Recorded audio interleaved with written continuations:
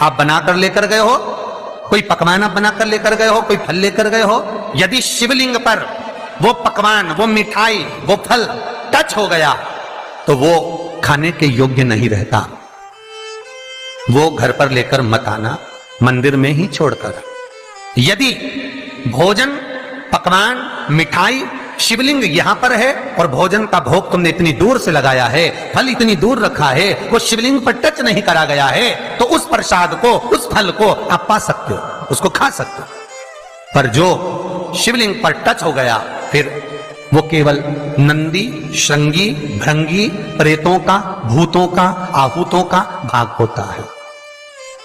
प्रेत, भूत, आहूतों का भाग, वो फिर खाने योग्य नहीं है। हां, यदि नर्मदेश्वर महादेव हैं, नर्मदा जी के जल से कोई शिवलिंग प्रकट हुआ है, नर्मदा जी के जल से, कोई कंकर से, नर्मदा के जल से अगर कोई शिवलिंग प्रकट हुआ है, उस शिवलिंग की स्थापना कहीं पर है या आपके घर में है, तो उसको कुछ भी टच हो जाए वो पा सकते हो, पर बाकी के शिवलिंग को स्पर्श किया हुआ नहीं पा सकते। केवल एक नर्मदेश्वर महादेव नर्मदा के जल से प्रकट हुए।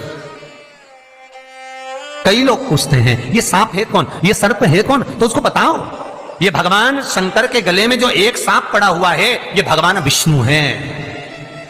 और शंकर भगवान के सिर पर जो जटा में सांप दिखता है, वो हाथ में सांप बंधे रहते हैं, वो दो हाथों में, कमर पर, सिर पर, केशों पर जो सांप 5 नजर आते हैं, वो तो बताओ ये शंकर भगवान की 5 लड़कियां हैं, जया, विषहरा, शामली बारी, दो तली और देव। ये 5 लड़कियां भगवान शंकर के इर्द गिर्द घूमती हैं, आस पास भ्रमण करती हैं। सभी ये शिव की बेटियां भगवान शंकर के साथ भ्रमण करती हैं।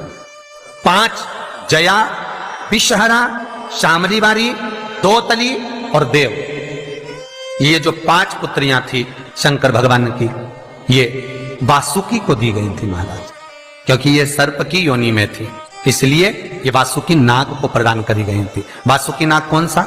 जिसने मंथन कराया। वासुकी नाग कौन सा? जिसके